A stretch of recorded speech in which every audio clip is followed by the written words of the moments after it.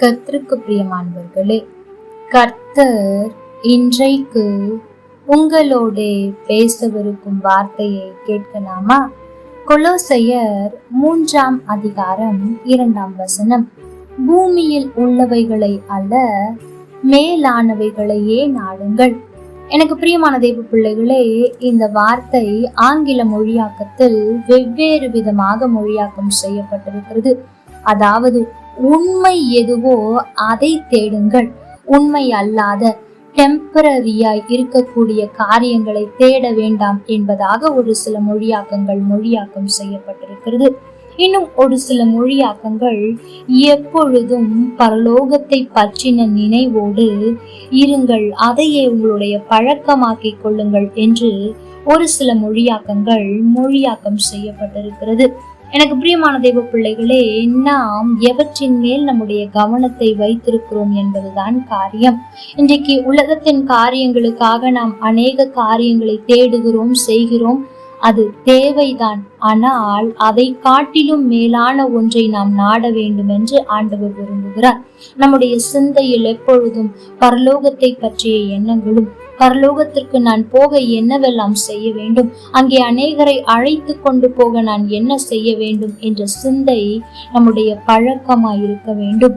ஆண்டவருடைய சமூகத்திற்கு வரும்போது மாத்திரம் அல்ல, எப்பொழுதும் நான் அவருக்காக எதையாகிலும் செய்ய வேண்டும் என்று அதை நாடுகிற அந்த அனுபவத்தை ஆண்டவர் நம்மிடத்தில் எதிர்பார்க்கிறார். அப்படி மேலானவைகளை நாட வேண்டும் என்றால் நாம் செய்ய வேண்டிய 3 காரியத்தை இதே அதிகாரம் 8ஆம் 9ஆம் 10ஆம் வசனத்தில் நாம் வாசிக்க முடியும். முதலாவது, விட்டு விடுங்கள் என்று சொல்லுகிறது. ஆண்டவருக்கு எதுவெல்லாம் பிடிக்காதோ அதையெல்லாம் விட்டு விடும்போது நாம் மேலானவைகளை நாடிக்கொண்டிருக்கிறோம் என்பதை நாம் அறிந்து கொள்ள முடியும். மேலானவைகளை நாம் நாட விரும்புகிறோம் என்பது உண்மை. இரண்டாவது, களைந்து போட வேண்டும். நாம் ஆண்டவரை ஏற்றுக்கொள்வதற்கு முன்பாக என்னவெல்லாம் இருந்ததோ, அல்லது பூமிக்குரிய காரியங்களை தேடும் போது எதையெல்லாம் நினைத்து கொண்டிருந்தோமோ அதையெல்லாம் களைத்து போட்டு ஆண்டவருடைய சித்தத்தை செய்ய அர்ப்பணிக்க வேண்டும். மூன்றாவது, புதிய மனுஷனை தரித்து கொள்ள வேண்டும். நாம் புதிய மனுஷன் என்றால் என்ன அர்த்தம் என்றால், இதுவரை நான் இந்த பூமிக்குரியவளாய் வாழ்ந்தேன், உண்மைத்தான்.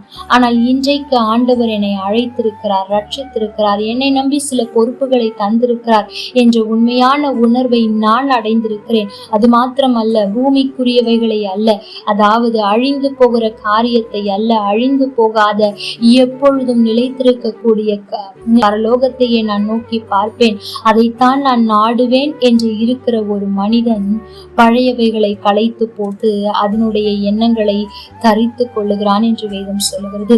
ஆம், எனக்கு பிரியமான தேவ பிள்ளைகளே, இருந்து நாமும் மேலானவைகளை நாடுவோம். விட வேண்டியவைகளை விட்டு களைக்க வேண்டியவைகளை களைத்து விட்டு தரித்து கொள்ள வேண்டியதை தரித்து கொண்டு மேலானவைகளை நாடுவோம்.